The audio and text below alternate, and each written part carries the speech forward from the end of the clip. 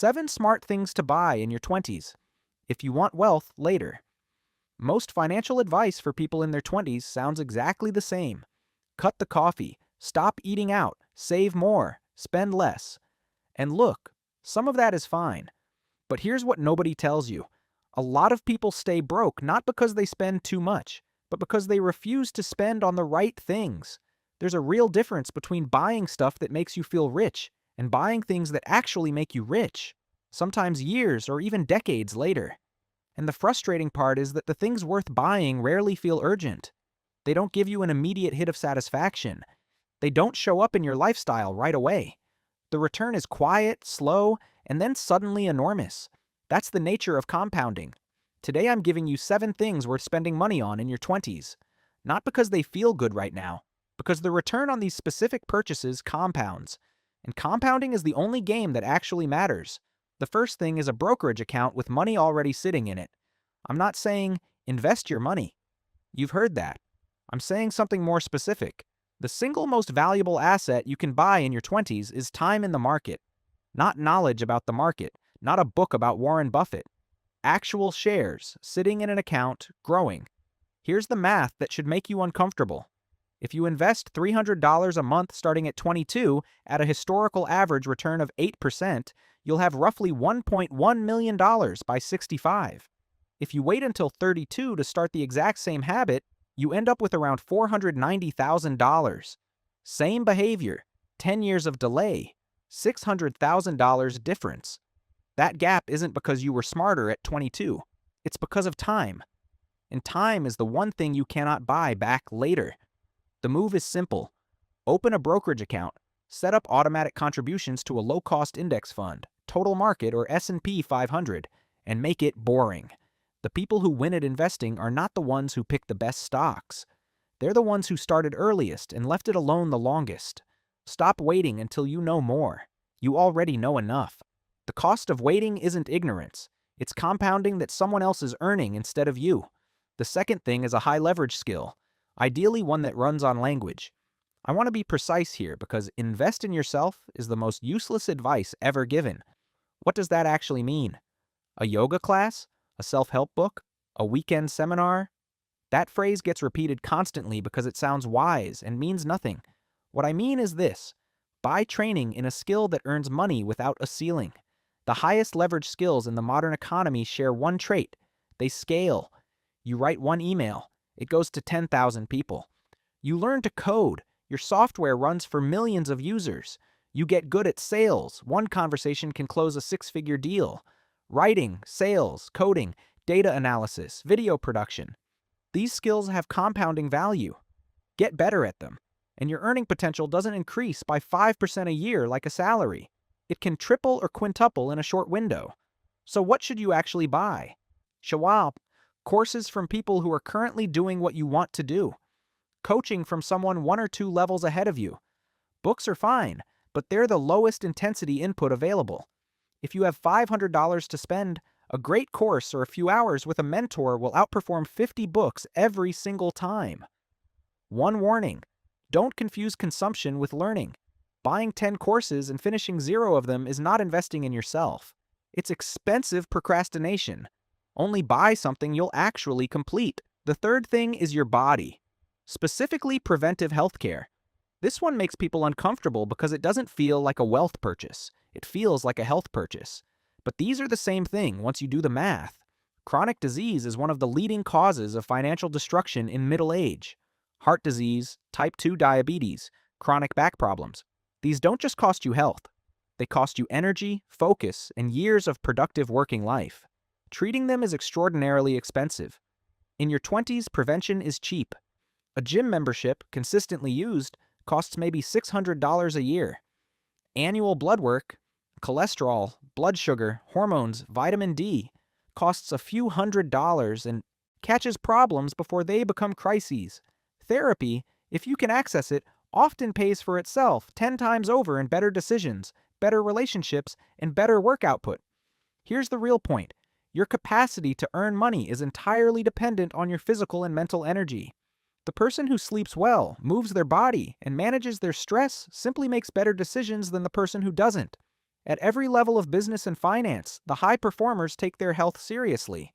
That is not a coincidence. And consider this: nobody in their 40s who developed a serious, preventable health condition wishes they had spent less time and money on their body in their 20s. Not one person. Buy this now, not when you're 45 and something breaks. The fourth thing is tools that multiply your output at work. Your earning power is directly tied to how much valuable output you produce, and your output is limited by your tools. This sounds obvious, but most people in their 20s are weirdly reluctant to spend money here. They'll spend $1,200 on a phone, but resist spending $150 on software that saves them 3 hours a week. Think about it this way. If a $200 piece of software saves you 1 hour per day, 5 days a week, that's 260 hours per year. If your time is worth $25 an hour, that tool just paid you $6,500. If your time is worth $100 an hour, it paid you $26,000. That's not a cost. That's an investment with a calculable return. A proper laptop if your current one slows you down. A standing desk if you work from home. AI tools that automate the repetitive parts of your job. A decent microphone if you're on calls all day. The people who resist this thinking stay stuck at their base salary. The people who obsess over maximizing output per hour get promoted, earn more, and build businesses faster. Audit your workflow, find the bottlenecks, buy the solution. The fifth thing is access to a better room. This is the one that sounds the most abstract but might carry the highest return on this entire list. You've heard the idea that you become the average of the 5 people closest to you. Whether the number is 5 or 50 doesn't matter. The underlying principle is well documented. Your environment shapes your beliefs about what's normal, what's possible, and what you should be doing. If everyone around you is comfortable being average, average becomes your ceiling. What you can buy is access to rooms where the standard is higher. Industry conferences where serious people network. Masterminds or peer groups where members hold each other accountable. Online communities built around people doing the work, not just talking about it. In-person events where the speakers and attendees are a few steps ahead of you. These cost money. A conference ticket might be $500. A mastermind might be $2,000 a year. Most people in their 20s won't pay for this. They'll say it's too expensive. But one connection, one idea, one piece of advice from someone who has already solved the problem you're stuck on, that can change the trajectory of years. The cost of staying in the wrong room is invisible. That's exactly why most people never leave it. The sixth thing is experiences that expand your thinking, not your Instagram. I want to be careful here because this one gets abused constantly. Buy experiences, not things, has become a justification for irresponsible travel spending dressed up as personal growth. That's not what I'm talking about. Your mental model of what's possible is largely built on what you've seen and experienced firsthand. People who have lived in multiple cities or countries have a broader idea of how life can be structured. People who have seen how different industries operate have a wider view of opportunity. People who have done hard, uncomfortable things have better evidence of their own capabilities. The key word is intentional. Buy experiences that stretch you, that put you in contact with a different world, a different way of thinking, or a different version of what's possible. A solo trip somewhere completely outside your comfort zone.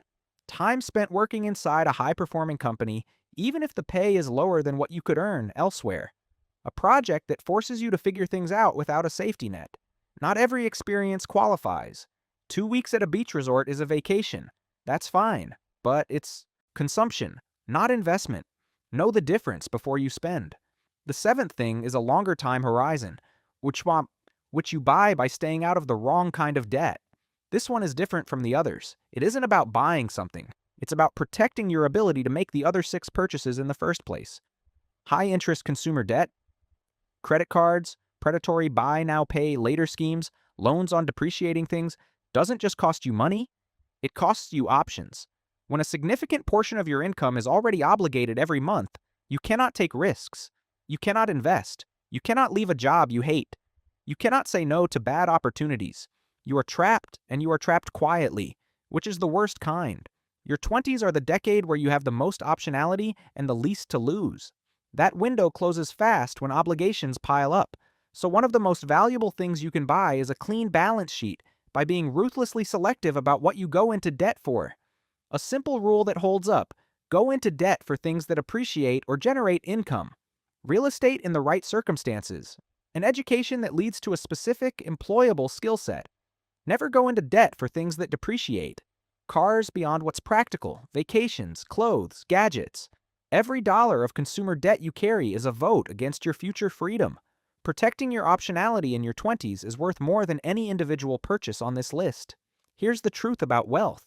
It rarely comes from a single lucky decision. It comes from dozens of small, well-placed decisions that compound over a long period of time. The 7 things I just walked you through are not flashy. None of them will trend on social media. You won't get likes for opening an index fund. Nobody's going to comment on your blood test results. But the person who acts on all of these over the next 5 to 10 years will look around in their mid-30s and barely recognize how far they've come, while everyone who played it safe wonders what happened. Your 20s are not a waiting room. They're the engine room. What you do here determines what's available to you later. Start with one thing on this list. The best one is whichever you've been putting off the longest.